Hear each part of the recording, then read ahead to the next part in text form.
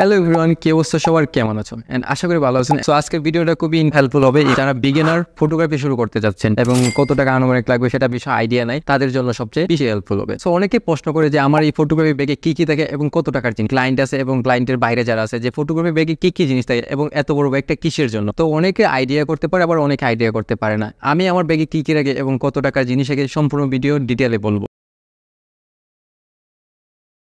তো প্রথমে শুরু করা যাক আমার প্রথম সেটআপটা নিয়ে, যে সেটআপটা আমি সর্বপ্রথম কিনছিলাম। এই সেটআপটা আপনাদের দেখাবো। সেটআপ বলতে ওই বডিটা আমি আপনাদের দেখাবো। এবং এই বডিটা নেওয়ার আমার মোটামুটি প্রাইস ছিল প্রায় 1.5 লাখ টাকার মতন গেছে। কারণ তখনকার সময় আমি 2টা প্লাস ইউজ করছিলাম, তারপর বডি লেন্স অনেক কিছু। তারপর আমি আবার আপডেট করছি। তো আমি ওই বডিটা ইউজ করছি কখন থেকে শুরু করছি আপনাদের অবশ্যই ভিডিওটা দেখলে বুঝতে পারবে। প্রথমে দেখতে পাচ্ছেন এটা আমার সর্বপ্রথম বডিটা ছিল। যখন আমি ফটোগ্রাফি শুরু করি তখন আমি 6D দিয়ে ফটোগ্রাফি শুরু করি। অ্যান্ড 6D বডিটা আসলে অনেক ভালো ছিল, একটা জাতীয় বডি বলতে পারেন।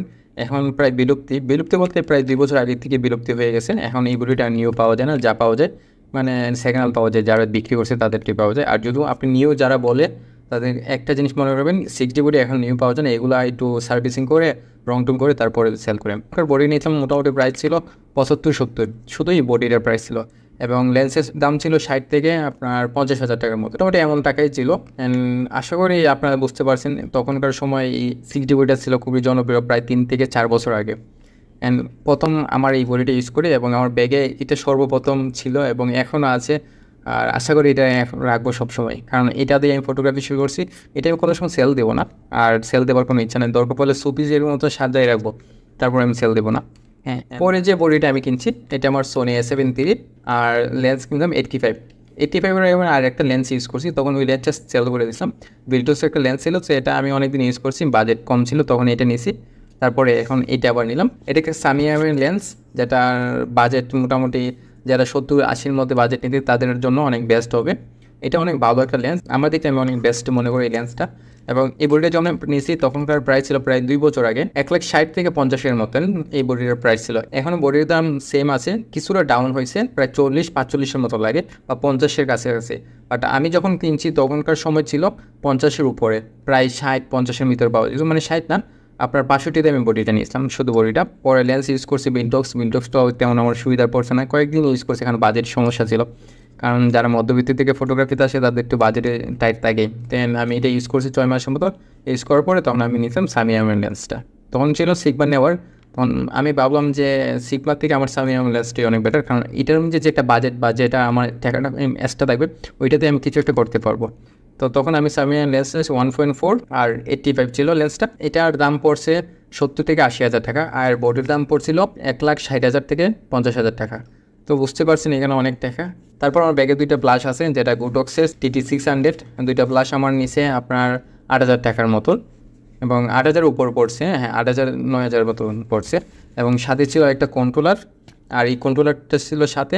তো এবারে সেখানে 10,000 উপরে প্লাস। যখন আমি নিয়েছি তখন গুটক্সের প্লাসগুলো একটু দাম ভালোই ছিল, এবং 2টা মিলিয়ে আর টিকারটা মিলিয়ে আপনার দাম পড়ছে 12,000 টাকার মতন। আসলে এটা অনেক ভালো ছিল। তার আগে আমি আরেকটা প্লাস ইউজ করতাম, ইয়াংনোর। এখন ইয়াংনোর আরেকটা প্লাস আছে, কারণ আমি প্লাস ইউজ করি 3টা, 2টা সব বক্সেও থাকে, একটা বডিতে থাকে, কারণ আমি বডি ইউজ করি 2টা। অ্যান্ড ব্যাগে আরেকটা জিনিস থাকে প্লাসের চার্জার তো হচ্ছে যে প্লাসের ব্যাটারি চার্জ করতে হয়, তো এই ব্যাটারিটি থাকে। আমি যে এটার সাথে আমি 3টা সেট ব্যাটারি ইউজ করি, আমাদের 3 সেট ব্যাটারি আছে। সাথে আমার একটা ইয়াংনোর কন্ট্রোলার আছে, যখন আমার প্রয়োজন পড়ে বা আমার কোনো কাজের ক্ষেত্রে প্রয়োজন পড়ে বা আমি কোনো ছবি তুলতে গেলে বা আমি কোনো ব্লাস্টে ইউজ করতে হয় ইয়াংনোটারে, তখন আমি এই ইয়াংনোটারে ইউজ করি, তখন ওইটাও আমার সাথে থাকে। মানে এভারেজে বলতে পারি আমি মোটামুটি অনেক জিনিস নিয়ে সাথে করি, কারণ যখন আমার যেটা প্রয়োজন হবে তখন এটা আমার কাজে লাগাতে হবে। এই প্লাসটা এখন আছে, এখন 3-4 হাজার টাকা দিলে পাওয়া যায়, বাট এখন কেউ আর ইউজ করে না, বাট অনেকেই ইউজ করে। অ্যান্ড আমিও ইউজ করি, আমি এখন ইউজ করি, কারণ আমার 2টা প্লাস আছে সময়, আমার যখন প্রয়োজন হয় তখন ইউজ করি। এমনিতে আবার 3টা প্লাস থাকে। আর এটার দাম ছিল তখনকার সময় 4,000 টাকার মতো, 4 থেকে 5,000 টাকা। এটার মতো TT600 প্লাসের দামটা ছিল। তারপরে সেরকম প্লাস আমার 3টা আছে। তো এখন বুঝতে পারছেন আমার একটা ব্যাগের মধ্যে কত টাকার জিনিস থাকে। এখন যারা বলতে পারে যে অনেকে বলে যে এত টাকার জিনিস লাগে নাকি, ভাই ফটোগ্রাফি আপনি যত বাজেট করবেন ততই ফটোগ্রাফি ভালো কিছু আনতে পারবেন। ফ্রেমিং একটা জিনিস, ঠিক আছে, আপনি ফ্রেমিং না বুঝলে ভালো সেট আপ দিলেও আপনি ফটোগ্রাফি করতে পারেন। দেন আপনার ভালো যদি জ্ঞান না থাকে তাহলে ভালো ফটোগ্রাফি আউটপুট আনতে পারবেন না। সো আমার 2টি প্রয়োজন, সাথে গিয়ার প্রয়োজন, সাথে আমার ভালো ফ্রেমিং প্রয়োজন। অ্যান্ড আমি আসলে অনেকটাই স্যাটিসফাই বা আমার দিকটা আমি স্যাটিসফাই, কারণ আমি অনেক টাকার জিনিস কিনতে পারছি আস্তে আস্তে। এটা আমি একসাথে কিনে নেই। যারা বিগিনার ফটোগ্রাফি করবেন তারাও আস্তে আস্তে জিনিসটা জোড়াতে চেষ্টা করবেন, কারণ আপনি যত শিখবেন তত জিনিস কিনতে পারবেন। এখন যদি আপনি বলেন না আমি সর্বপ্রথম 4 লাখ টাকা 5 লাখ টাকার জিনিস কিনে ফটোগ্রাফি করবো, তাহলে ভাই এটা হয় না। কারণ আপনি 4 লাখ 5 লাখ টাকা দিন ফটোগ্রাফি করুন, এর যে বাজেট আছে এই বাজেটটা টাকাটা তুলতে হবে। তো আপনি মোটামুটি কাজ শিখবেন, যত ফ্রেমিং শিখবেন, যত আউটপুট আনতে পারবেন ভালো, তত আপনি গিয়ার বাড়াবেন। কারণ গিয়ার বাড়াইলে ভালো কিছু আনতে পারে। সো যারা বিজ্ঞানের ফটোগ্রাফি করতেন ভাবতেছেন, অবশ্যই বাজেট একটা বলবেন, আমাকে কমেন্ট বক্সে জানাবেন। তো আমি চেষ্টা করবো আপনার বাজেট অনুযায়ী আপনার সেট আপ কী নেবেন সেটাও ডিটেল একটা ভিডিও বানানোর। Thank you for watching subscribing YouTube channel. 15,000 subscribe দ্রুত পূরণ হতে চলছে। অবশ্যই চ্যানেলটা সাবস্ক্রাইব করে যাবেন এবং পাশে থাকা বেল আইকনটা অন দিয়ে রাখবেন।